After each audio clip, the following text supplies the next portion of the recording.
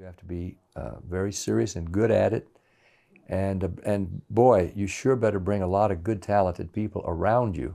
I don't care who you are, you're not going to last long by yourself. Let go of the old tales about rivalry and competition now. At 91, music legend Pat Boone is finally speaking openly about the man who helped shape a generation, Elvis Presley. After years of rumors, whispers of rivalry, and memories kept private, Pat is revealing a much more personal and emotional side of Elvis, one few ever knew. From quiet, behind-the-scenes moments of real friendship to deep conversations about faith, fame, and the heavy weight of stardom, Pat shares what really happened. But why has he stayed silent for so long? And what truths has he held on to all these years? Join us to find out what Pat said. The musical journey of Pat Boone. Right after that American Music Award, amazingly, he moved into a house that was for sale right next to us in Beverly Hills. Long ago in the early 1950s, Pat Boone stepped onto a stage in Nashville's Centennial Park. With his clean-cut looks, friendly smile, and smooth singing voice, he began to chase his dream to become a singer.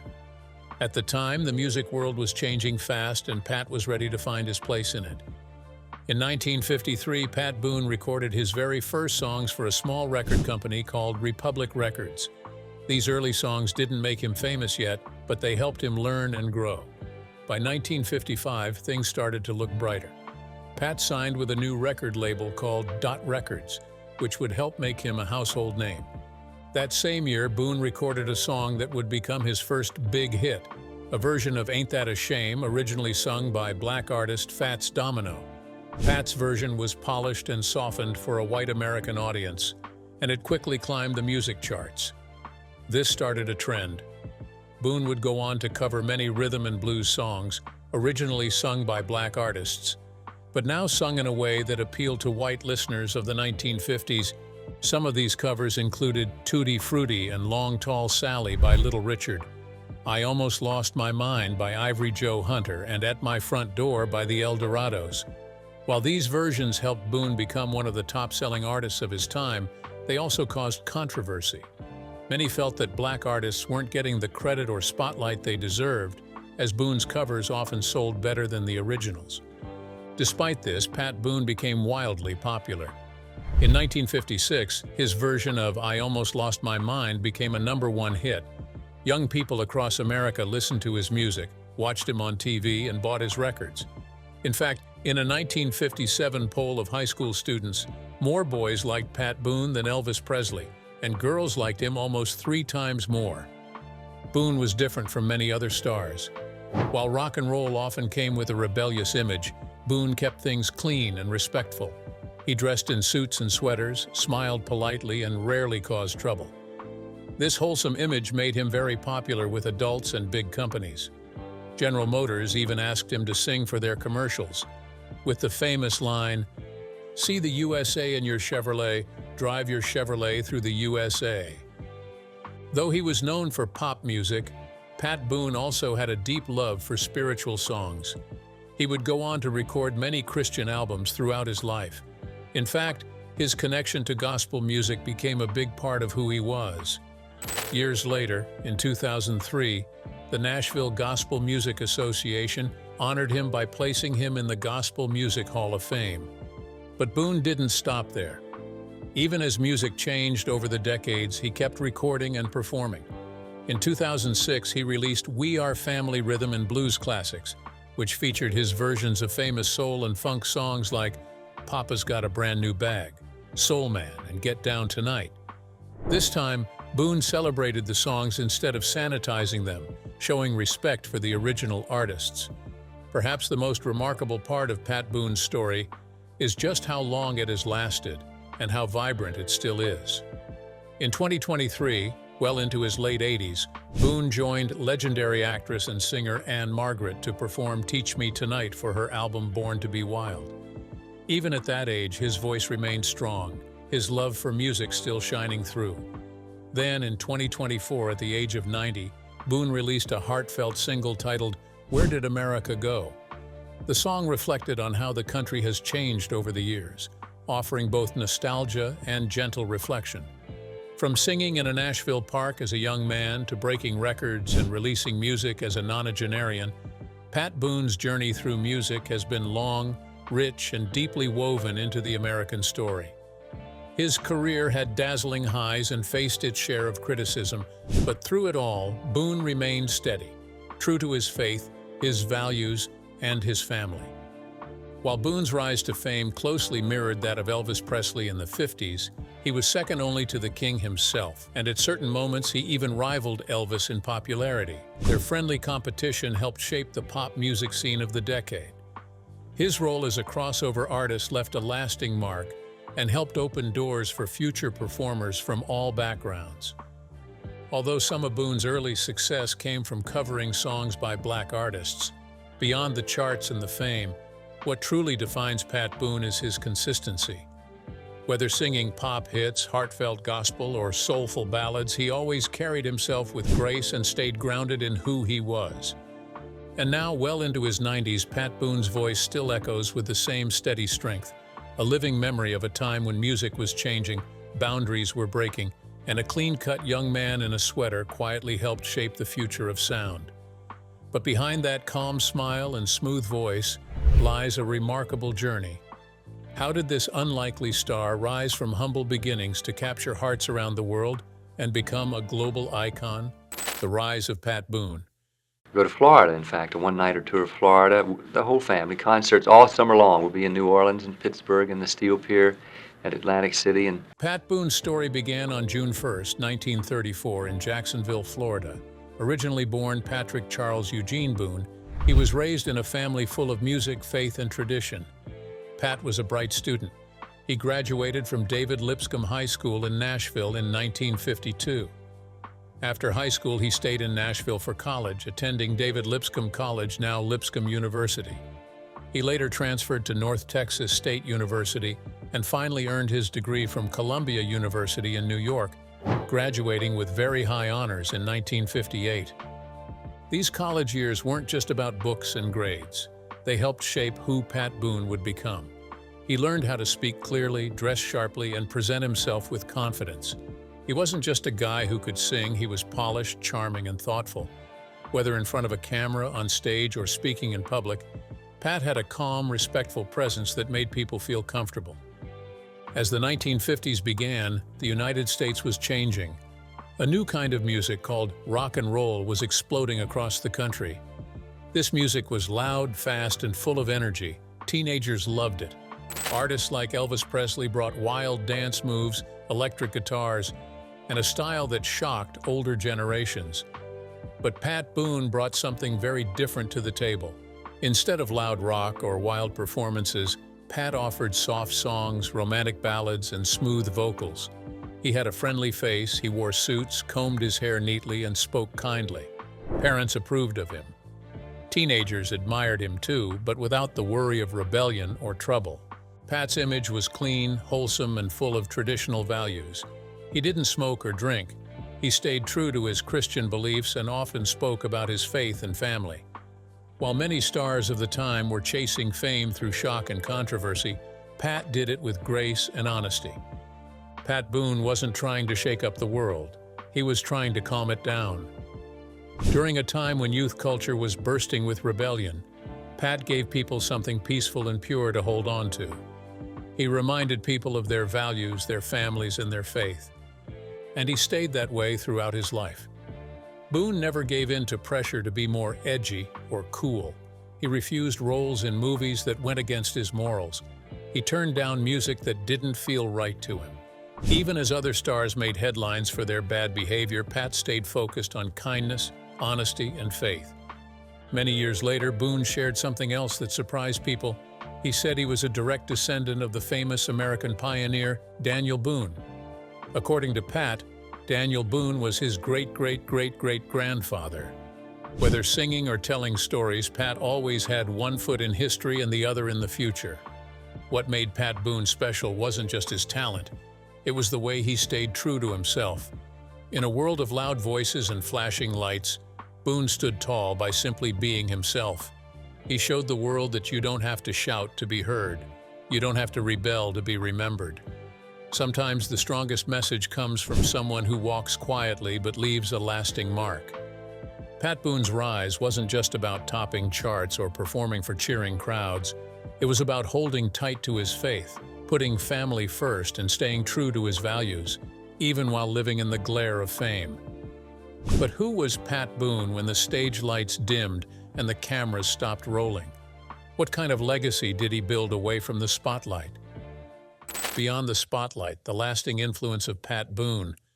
At a time when rock and roll was just beginning and seen as wild or even dangerous by some parents, Pat Boone offered something completely different. He became a kind of bridge, someone who brought the excitement of rock music to people who might have otherwise turned it off. His friendly image helped calm fears and opened the door for new musical ideas. Because of him, more people gave rock and roll a chance. In 1953, Boone married Shirley Lee Foley, the daughter of country music legend Red Foley. Together they raised 4 daughters, Cheryl, Linda, Debbie, and Laura. While Pat was traveling the world and singing on television, he made it clear that family always came first. He and Shirley worked hard to keep their home life strong, even under the pressures of fame. Shirley wasn't just a homemaker. She had dreams of her own. She was a singer, television personality, and deeply passionate about helping others. In fact, she was the one who first took action during the Cambodian refugee crisis in 1979. What started as her project, Save the Refugees, later grew into the global humanitarian organization Mercy Corps, which Boone supported wholeheartedly. Founded in 1981, Mercy Corps has since brought aid to more than 40 countries, offering help in disasters and building better futures for millions. Together, the Boones believed in giving back. They didn't just talk about helping people, they made it happen. They helped create the Shirley and Pat Boone Life Center in Tanzania, which provides clean water, education, and medical care to underserved communities. They also donated millions to open the Shirley and Pat Boone Center for the family at Pepperdine University. This center focuses on teaching young people how to build strong, moral, and healthy relationships. Their giving was guided by faith. For the Boones, helping others was not about attention or applause. It was a calling. Pat also supported clean water programs in Africa through music.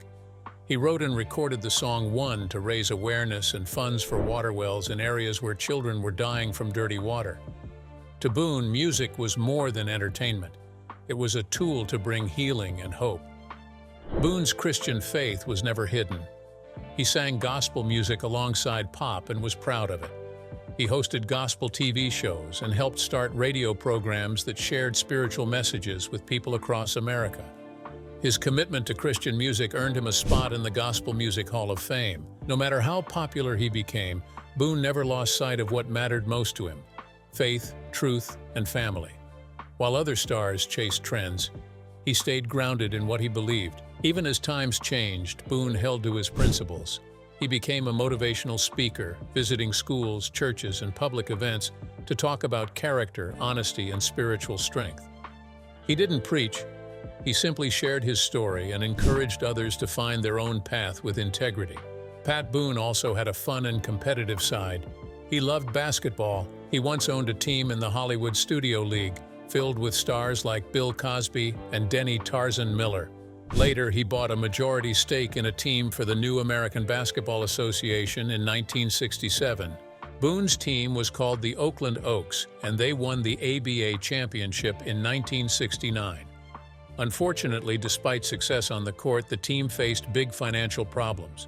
Boone had to sell the team to avoid losing everything. The Oaks became the Washington Caps, ending Boone's time as a basketball owner. Still, he stayed close to the sport, even playing in the Senior Olympics with a team called the Virginia Creepers in his 80s. Perhaps one of Boone's most surprising moves came in 1997 when he released a heavy metal album titled In a Metal Mood, No More Mr. Nice Guy. The idea was so unexpected that people didn't know what to think. Boone appeared in a leather jacket, covering songs by artists like AC/DC and Metallica. Throughout his life, Pat Boone has been open about his political and social beliefs. He's supported conservative candidates and causes and spoken out on issues he feels strongly about. Some of his statements have sparked debate, and not everyone agrees with his views. But whether one agrees or not, Boone has always stood firm in his beliefs and been unafraid to speak honestly about his convictions. He's written books, opinion pieces, and given speeches that reflect his deep love for America and his concerns for its future. He's been close to many U.S. presidents, including Ronald Reagan and Jimmy Carter, and received a Lifetime Achievement Award at the Conservative Political Action Conference in 2011. In 2019, Pat Boone lost his beloved wife Shirley after 65 years of marriage, a heartbreaking moment he faced with deep faith. She had been his partner in family, faith, and charity. Even in his 90s, Boone remained active. In 2023, he recorded a duet with Anne Margaret, and in 2024, at age 90, he released "Where Did America Go?", a song reflecting on national change. Boone's voice still holds warmth and wisdom, shaped by decades of life and music. Through changing times, he's stayed true to his values. Now, in his 10th decade, Boone continues to sing, speak, and inspire, proving that a meaningful life isn't about fame, it's about touching hearts and living with purpose. Let's explore how his remarkable contributions have been honored and celebrated. Honoring a timeless icon, the legacy of Pat Boone. In the world of music and movies, many stars come and go.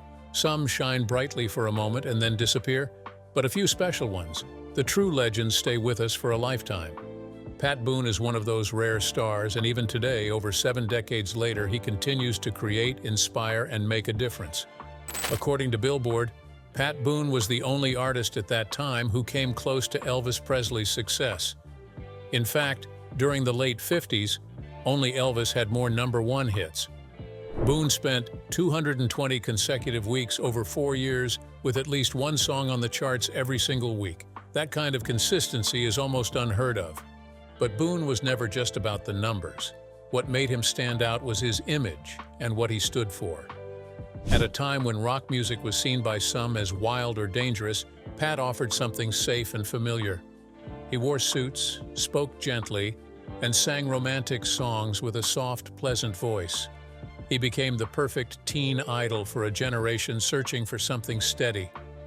Pat Boone was more than just a singer. He was a true entertainer. In the 1950s and 60s, he also starred in movies, and not just small roles. He played major characters in some of the biggest films of the time. In 1959, he starred in the science fiction hit Journey to the Center of the Earth, where he brought adventure to the big screen.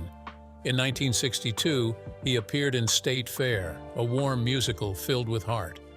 And in 1970, he delivered a powerful performance in The Cross and the Switchblade, a drama that dealt with faith, change, and redemption. At the same time, Boone was writing books.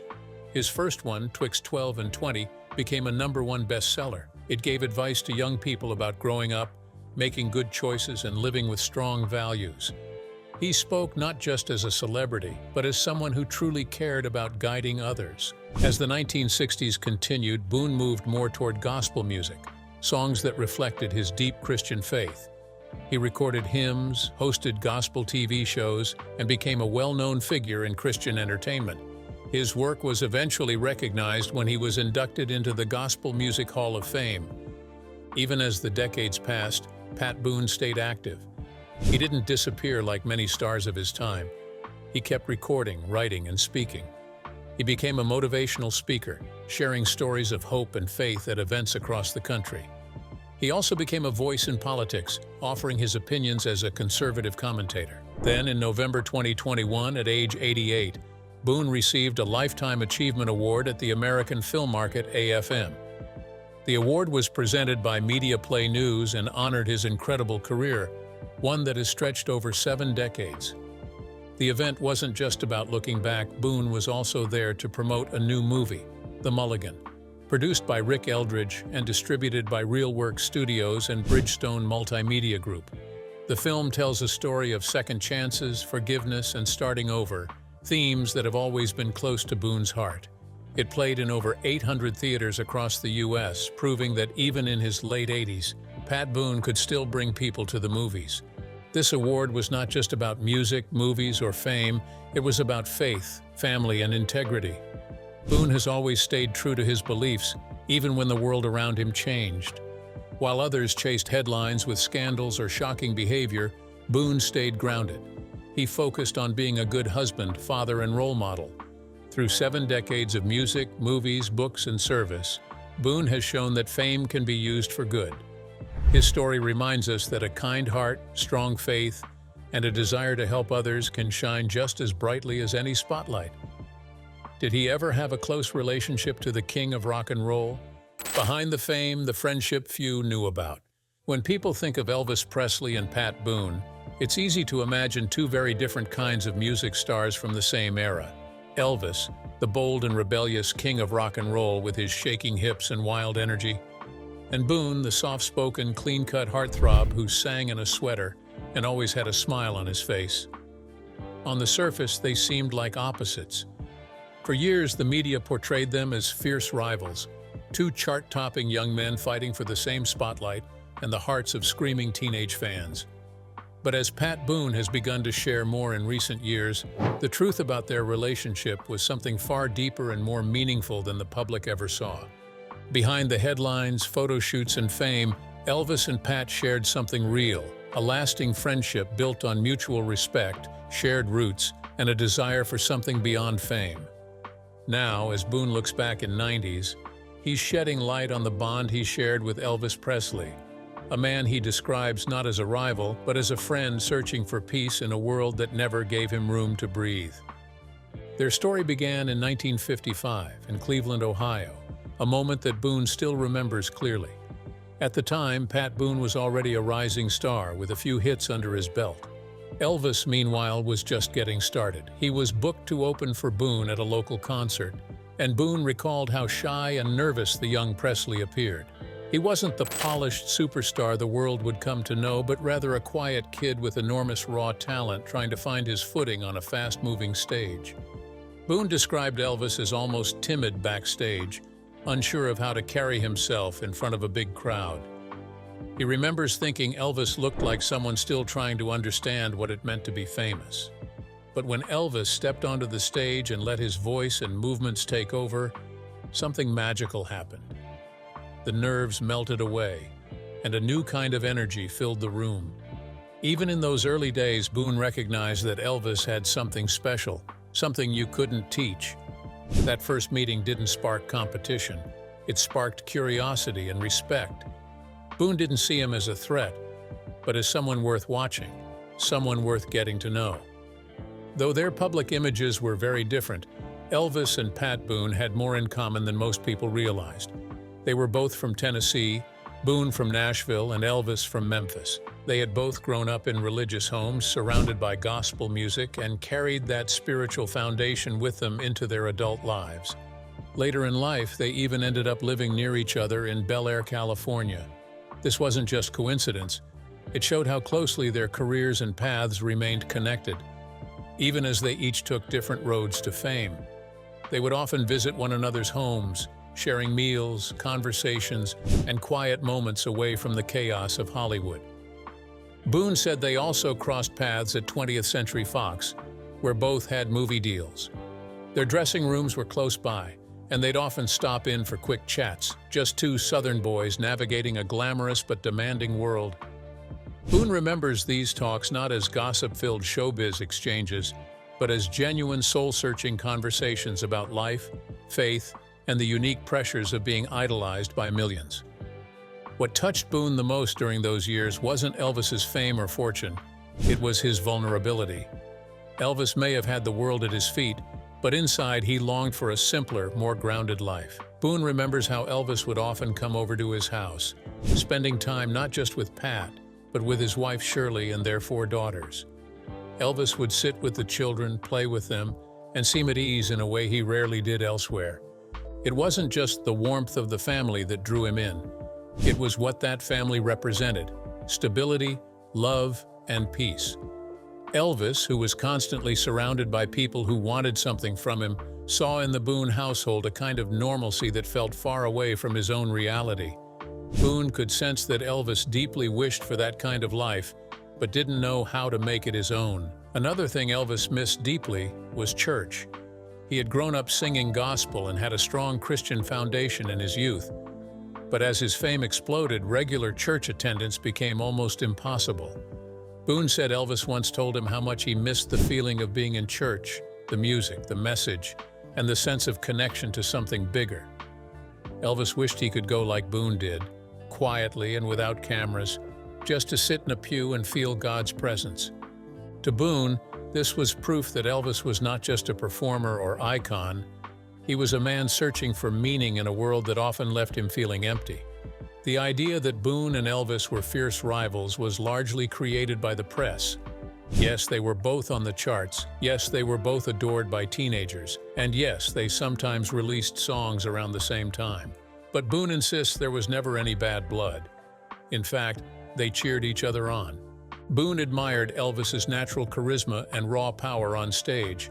He once said, "Elvis had something you couldn't teach. There was a spark in him, a unique presence that made people stop and listen."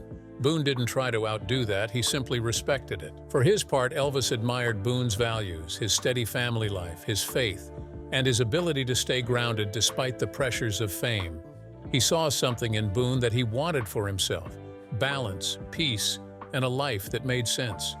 The two men existed side by side, each carving out a place in music history, not by tearing each other down, but by staying true to who they were. One of Boone's last memories of Elvis came in July 1977 at the Memphis airport. Boone saw Elvis there and said he looked tired, worn down by the demands of his life, but still friendly and warm. They exchanged kind words and went their separate ways. Just weeks later, Elvis was gone. For Boone, the news hit hard. Even though he knew Elvis had been struggling with health, addiction, and the loneliness that often followed him, his sudden death was heartbreaking. It felt like the world had lost more than a music icon. Boone felt he had lost a friend, one who never quite found the peace he so deeply craved. Now, decades later, Pat Boone is speaking more openly about his friendship with Elvis, not to chase headlines or sell books, but to honor the man behind the myth. He wants the world to see Elvis not just as a larger-than-life superstar, but as a sensitive, thoughtful person who battled inner pain while trying to keep the world entertained. Boone has spoken at Graceland during special events like Conversations on Elvis, sharing his personal memories and reflecting on the deeper layers of their relationship. He talks openly about the pressures that destroyed so many stars and how Elvis, surrounded by people who only saw his fame, often felt isolated and unheard. Boone doesn't blame or shame.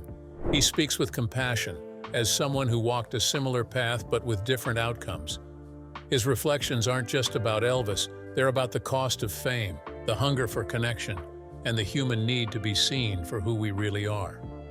Pat Boone's own story is extraordinary. Over 7 decades, he's recorded more than 2,600 songs, sold millions of albums, and stayed relevant in an ever-changing music landscape. He's sung pop, gospel, soul, and country, and through it all, he's held tightly to his faith, his values, and his family. In many ways, Boone's friendship with Elvis is a small but powerful part of his larger journey. It's a reminder that even at the height of fame, real friendships matter. Conversations behind closed doors, shared values, and quiet moments of honesty are what stay with us long after the crowds are gone. As Pat Boone enters his 10th decade, still singing and still speaking from the heart, he carries with him the memory of a friend who lit up the world and burned out too soon. By sharing his truth, Boone honors Elvis not just with words but with grace, compassion, and the kind of understanding that only time and faith can bring. Feel free to leave your thoughts in the comments, and don't forget to like, share, and subscribe. Thanks for watching. See you in the next video.